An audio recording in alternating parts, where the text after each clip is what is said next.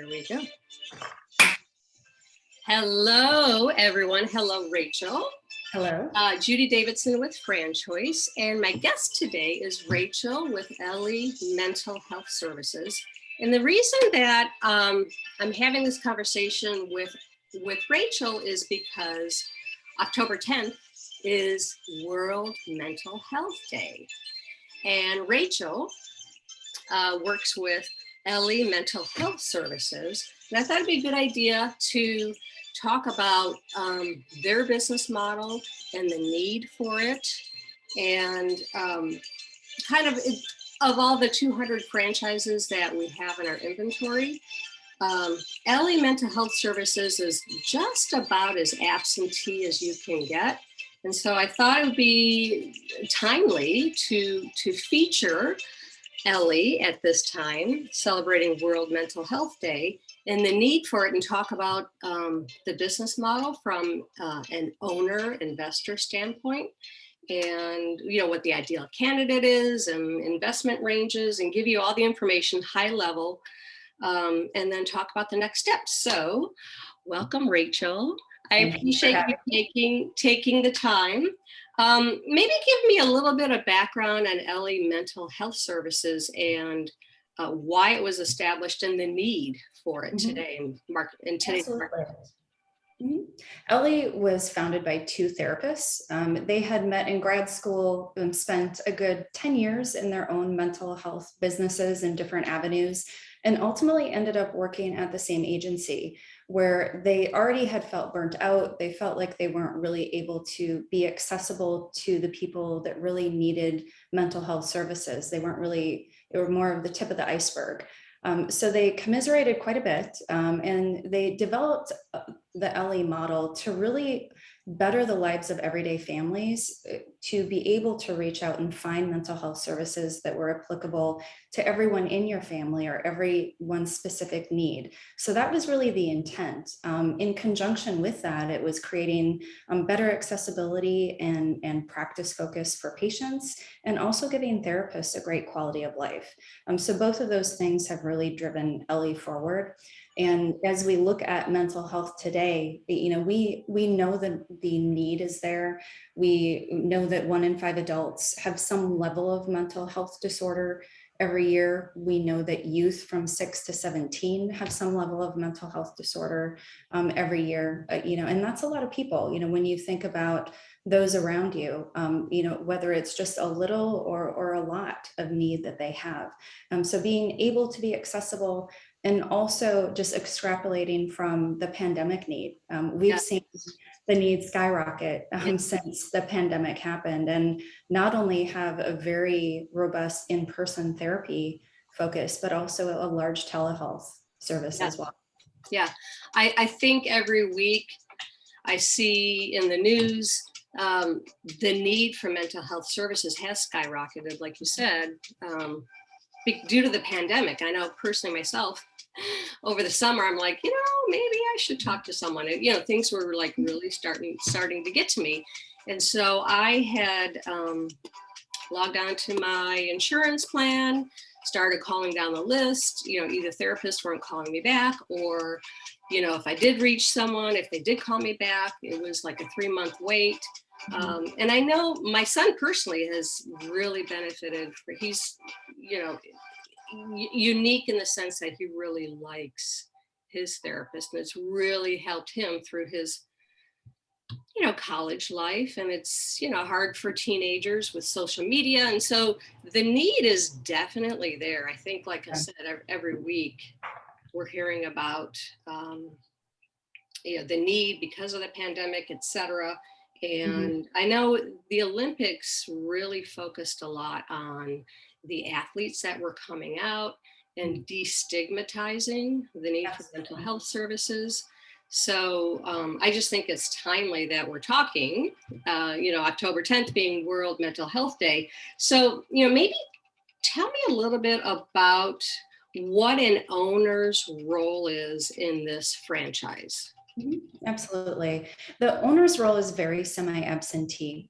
So it's It's being able to run the clinic with you essentially will have a clinic director. They're your unicorn employee. They're still seeing some patients. They're a licensed therapist, but they're also doing community outreach. It's very much a B2B marketing and sales piece. So they're going to clinics, doctors, other types of organizations, schools, police departments, really developing programs and also generating referral sources. They're also managing the therapist, managing the budget, really the key employee in running your business. And then they have clinicians that work in the clinic under them. As a franchisee, your role is to really manage those key performance indicators, know your systems, but know more so how to analyze the numbers and be able to work with your clinic director to make effective changes if needed in the business or move that needle forward, and to do as much as you can in the community. Beyond that, what we're looking for in our franchise owners is the passion for bringing this to your community. I can't stress it enough. When there is a personal connection, whether it's you and your son, or we had someone recently that their son was in a very bad situation and they couldn't find that therapy for 3 or 4 months. And it's heart-wrenching for families to not be able to help family members or a friend to find that. So being able to make an impact in your community. The key, and I would say the LE way, is that we're very community centric. Your clinic director is community focused. They know people in the community. They can build that LE brand. And we can have multiple LEs within a community to really service that core area. So you're not making a 30-minute drive to see a therapist, and you're not having to wait that 3 months to get in to see them. Right. And part of it obviously would be part of the business model, I would say, for the clients, is being able to do therapy, Zoom, similar to what we're doing right now. I think the world has gotten used to, telehealth, whether it be Zoom meetings, et cetera, which makes it a lot easier for everyone, right? If they're not able to, if they're not comfortable, being in a face-to-face environment, and, saves a lot of time for people too. Exactly. When COVID started, we took over 200 therapists and all our clients to an online telehealth platform and built that up, and were not able to come back to in-person until over 12 months later. So it was a time where we truly focused in on the best ways to deliver telehealth services. But ultimately, we still had 85% of our patients come back to in-person. We are able to offer both. Our clinicians do both, and they can kind of choose what they want to do. But there is a focus for ease of accessibility and some people's comfort to have that telehealth option. There's nothing like that personal connection, though, when you're able to see someone in person. Yeah. So the advantage for the therapist in the business model is that Ellie is taking all of the admin load off of them, as far as kind of like front office, booking, and the back office, insurance, administrivia, right? Correct. Yeah. So typically over 85% of mental health clinicians in the country have a sole practice. Right. So they're doing all their admin, they're still seeing a patient load. It's a higher burnout rate. It's a lot of work. So what we do is we do all that for them. We have a call center that takes all incoming phone calls for corporate and franchise locations. They work with that potential patient to get their insurance information, any debit, credit card information for copays, find out truly the help that they need and help them determine that if they're not sure. And then we have a program called Ellie Match that helps match them with a clinician that's going to be the right therapist for them. They're more apt to show up knowing that there's someone that is a good fit for them. And they're also more apt to keep coming back because they can develop that relationship with someone that makes sense. Right. So we manage that whole piece. We also, for franchisees, take care of negotiating with the insurers. So we're helping with that whole payee process, doing the credentialing and getting their clinic ready to open. Right. So the advantage for the client is being able to save time as well by calling into this call center, kind of being pre-screened and matched with the ideal therapist, and hopefully being able to see someone a lot quicker than my experience of, you know, someone saying, I don't know, good luck with that. Or I was talking to a friend of mine last night who's a therapist, and she said she had a 3-month waiting list also. So it's saving the client a lot of time and getting the help that they need. It's saving the therapists a lot of time and burnout, like you said, so they can just focus their time on providing good care and not have to worry about all the admin. Exactly. And then it's saving the owner really is an investor. Mm-hmm. Very much so. Yes. So we, ideal franchisee for us, again, is that person that truly loves and has a passion for bringing mental health to the community, and that has some level of business acumen to be able to analyze the business and drive that forward with their clinic director. But I can't emphasize enough just the passion for mental health. Yes. Because that will really make that their Ellie in the community. Yeah, well, it's for people that want to not only be more involved in the community, but they really want to help people. They want a business that really helps and makes a difference in their clients' lives. Mm-hmm. Very much so.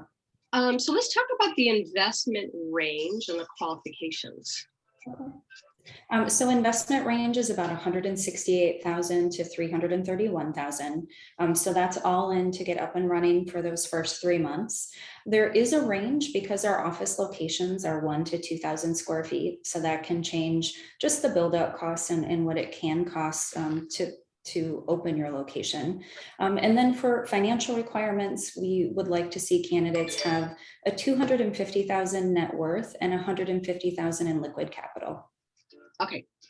And so so the next steps, if anyone is interested in learning more, would be to reach out to me and I will get you pre-qualified, and you can start the process with Rachel or her counterpart, Jen, and find out more information to see if this is the best fit and match for both people, both sides. Is there anything else you want to share? No, we have a very educational process to learn about Ellie.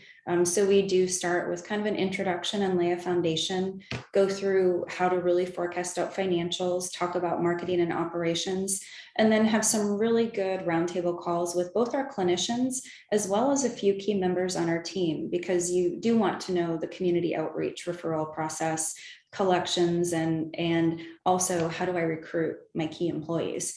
So we have some things leading up to kind of a final discovery day where we can all meet each other in person and dig into those final details. So it helps you truly wrap your head around Ellie and see if you're a great fit for the business. Yeah, and the total process itself shouldn't be any longer than about 6 to 8 weeks. Correct. To complete the whole entire process to see if the fit is right on both sides. Mm-hmm. I'd have to say, like I said, there are 3,000 franchise businesses out there. So to go through that information can be overwhelming and confusing. And we've already narrowed it down to 200 A+ gold standard franchises like Ellie. When most people think of franchising, they think of restaurant and retail, McDonald's and Subway. Most people aren't aware that there are about 75 different industries that franchising does span. Mm-hmm. But I would guess that most people are probably shocked to find out that there is a franchise model within Ellie, the franchise model within mental health services. Yes. Mm-hmm. And I know we just started working with you earlier this year, I believe. Just a few months ago. Yes. Yeah. And I know that all of your discovery days, which is the last step in the process, have been full. Yes. I think because of the unique business model and the need. I mean, there's a real need out there for more mental health services for people. So it hits a lot of hot buttons. So it does. And when Ellie, prior to franchising, they thought there were other Ellie type businesses in other states, and it turns out that there really wasn't. And that was a big instigator in getting them to look at how do we expand. And expanding with franchising really helps them find those people that are tied into their communities, to relate to those people and offer those services. But with mental health, Ellie, it's a really engaging model when it comes to the help that you can provide a community, and also that semi-absentee piece. I think just looking at how it is affected by anything that happens, whether it was the pandemic or if there's a recession or whatever there may Right. be, There's there is always going to always be a need. yes, yes. I mean, you can't go wrong in that respect, Yeah. and that's a good feeling. Recession resistant. Yes, exactly. And recurring revenue, that's another, Yes. key piece, because, when someone really connects with someone, they're going to want to see them for a Yeah. while. Mhm. So I really thank you for your time. I think this is just one of my new favorite franchises of all of ours in our inventory. And again, if you want to learn more, reach out to me. I'll get you pre-qualified. You can start the process with Rachel and Jen. And happy World Mental Health Day. Thank you so much. I appreciate you having me.